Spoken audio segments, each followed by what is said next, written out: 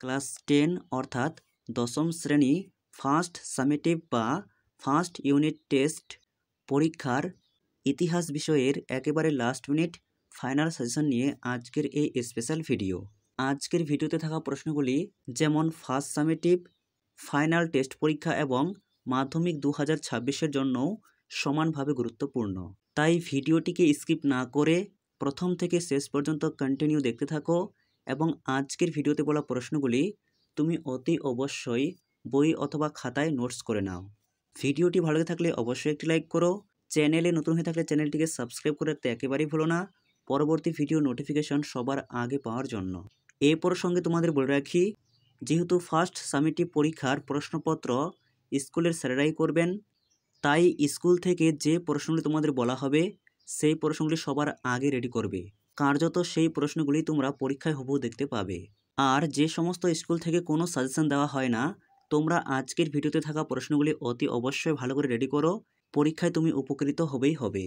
তাহলে শুরু করা যাক আজকের ভিডিওর মূল আলোচ্য বিষয়। প্রথম অধ্যায় ইতিহাসের ধারণা। এই অধ্যায় থেকে মান 4-এর জন্য পড়বে 1. নারী ইতিহাসের ওপর একটি সংক্ষিপ্ত টিকা লেখো। 2. নতুন সামাজিক ইতিহাসের ওপর একটি টিকা লেখো। 3.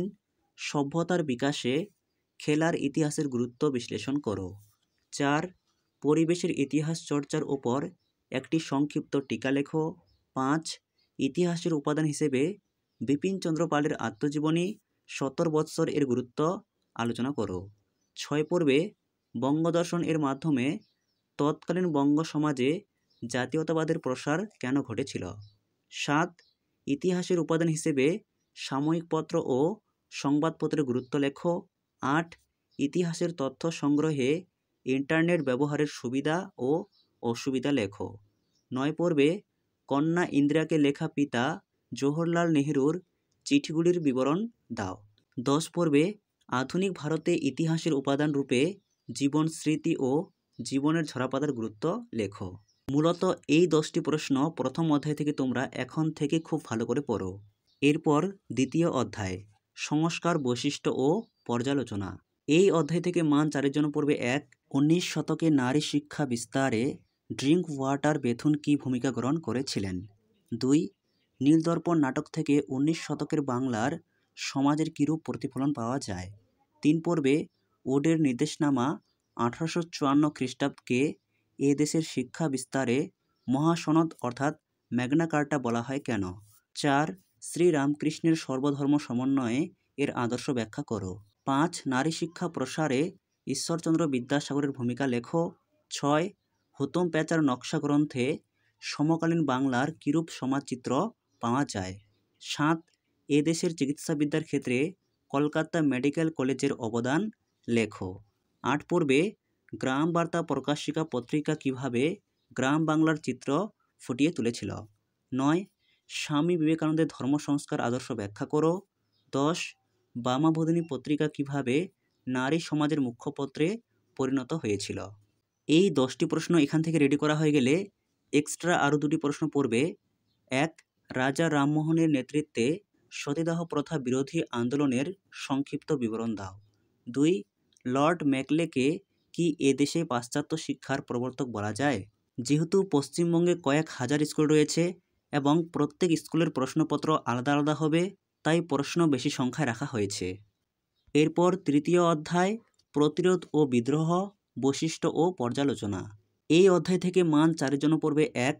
1855 খ্রিস্টাব্দে সাঁওতালরা বিদ্রোহ করেছিল কেন, অর্থাৎ সাঁওতাল বিদ্রোহের কারণ। 2 পর্বে তিতুমিরের বারাসাত বিদ্রোহ সম্পর্কে সংক্ষেপে লেখো বা আসতে পারে টিকা লেখো বারাসাত বিদ্রোহ। 3.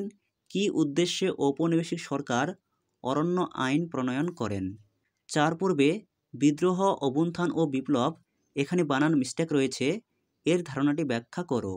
5 পর্বে টিকা লেখো ফরাজি আন্দোলন। 6.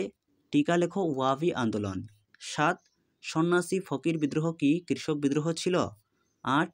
নীল বিদ্রোহে সংবাদপত্রের ভূমিকা বিশ্লেষণ করো। এরপর আমরা দেখে নেব ফার্স্ট সামেটিভ পরীক্ষার জন্য মান 8-এর অতি গুরুত্বপূর্ণ প্রশ্নগুলি। এবং তোমরা প্রত্যেককেই জানো তোমাদের প্রথম অধ্যায় থেকে মান 8-এর কোনো বড় প্রশ্ন হবে না। দ্বিতীয় অধ্যায় সংস্কার বৈশিষ্ট্য ও পর্যালোচনা। এই অধ্যায় থেকে মান 8-এর জন্য পড়বে 1. শিক্ষা বিস্তারে প্রাচ্যবাদী ও পাশ্চাত্যবাদী বিতর্ক কী?